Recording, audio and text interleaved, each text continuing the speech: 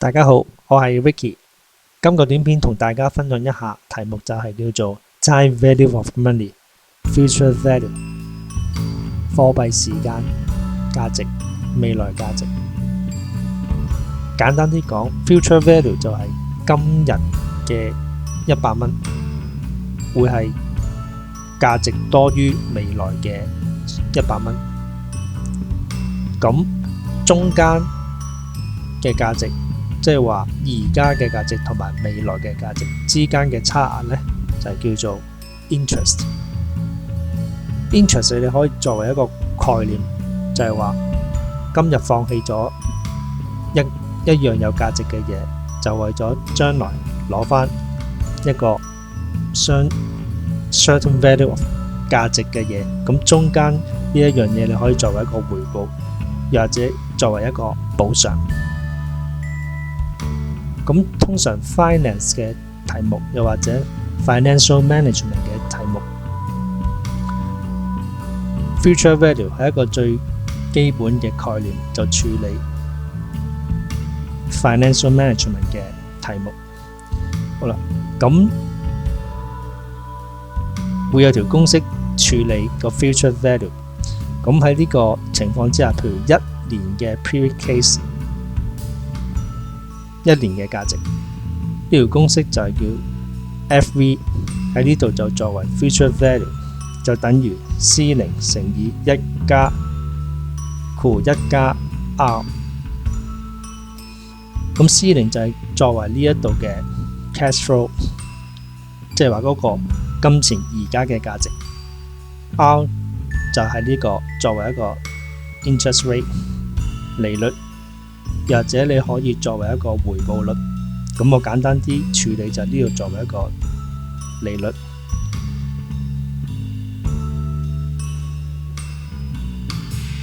咁呢個例子就示範點樣處理或者計算出今日嘅1蚊，1年後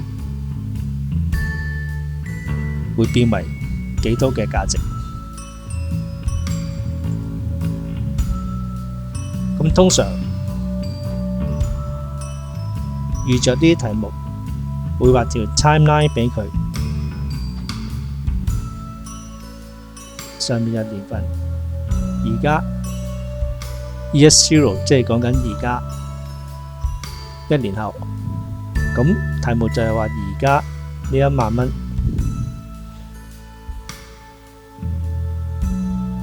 如果10厘嘅利息嘅話呢，咁1年後呢1萬蚊本金加利息總和係幾多？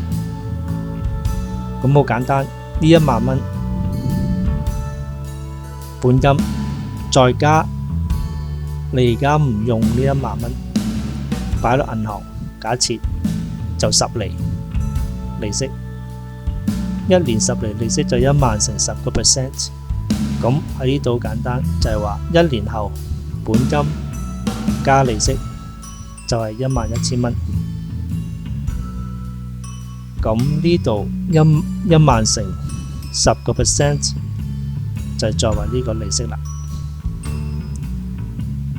而本身呢1萬蚊投放落去 year zero 裏邊，一開始呢度就作為一個本金 principal。咁本金加利息喺呢一度就11000蚊。咁用翻呢條公式代翻同樣嘅數值落去，亦都可以計算出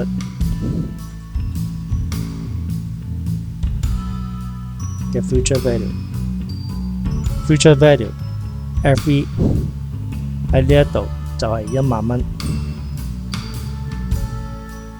乘以1加 R 10%， 就係等於11000蚊。呢個就係一個簡單嘅例子。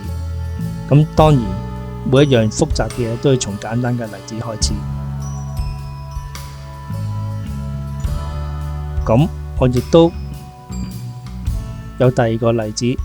處理講嗰個 future value。咁如果唔係一個一年嘅情況之下，係 multi-period case 嘅話呢，即係話多過一年。換言之，我今日放1萬蚊銀行，3年後年利率係10厘嘅話呢，咁3年後我呢個總和本金加利息係幾多？咁亦都係一個公式，就處理 multi-periods 嘅 case。咁 F3 就係個 future value， 等於 C0 乘以1加 R 嘅 t 次方。咁亦都係啦 ，C 就係講 C0，亦都係講緊而家投放個 present value 而家嘅價值幾多 ，R 就係個利率 ，T 就係講緊你呢個數值投放咗幾多年。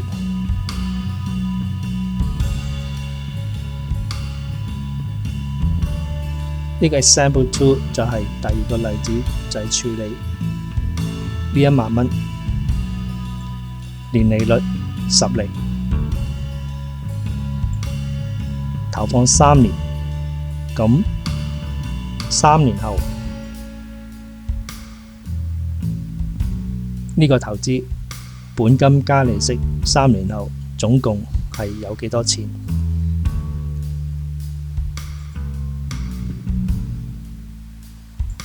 好啦，跟住第二條例子就係啦，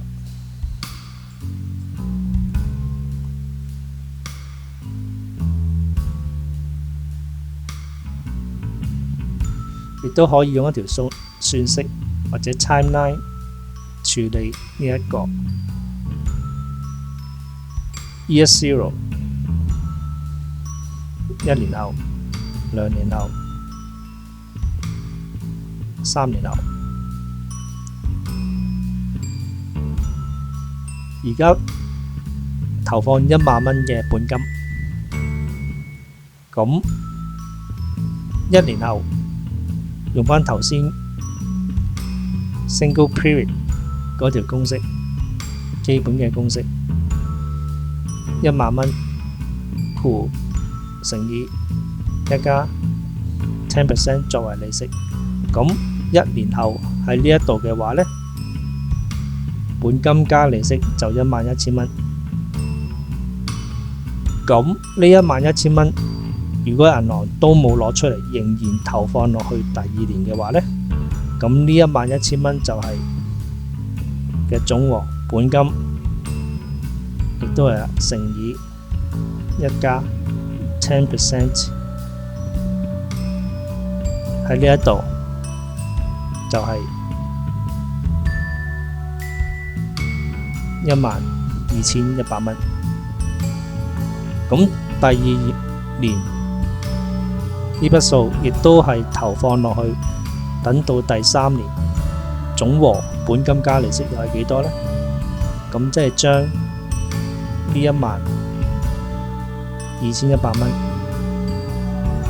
亦都係括1加 10% 作為利息利率。咁3年後嘅總投資回報嘅值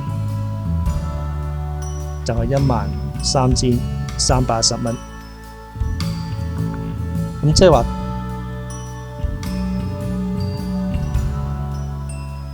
一開始投放1萬蚊作為本金，利率係10厘嘅話呢，咁去到第3年年尾，本金加分別3年嘅利息就係13310蚊啦。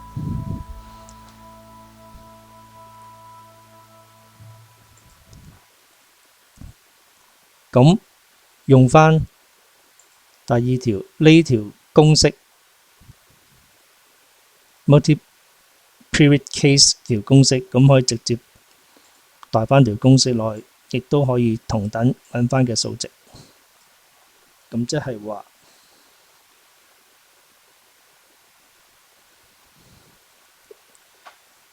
10000蚊括弧一加 10% 三次方即係喺呢度嘅3年。咁用計數機計算出嘅答案亦都係13310蚊。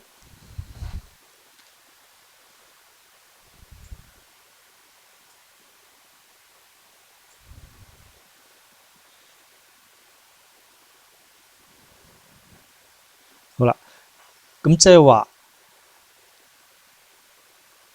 條公式就可以利用簡短去計算出嘅投資嘅總和3年後有幾多錢，而亦都用嘅 timeline 嘅線式去表達呢條公式點樣處理出分別每一年嘅年本金加利息，分別1年、2年、3年，最後嘅總和亦都係13310蚊。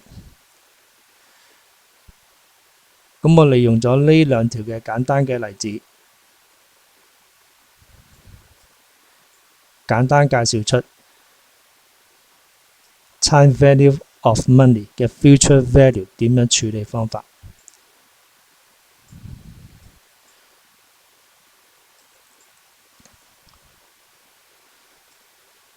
喺呢度多謝大家收看。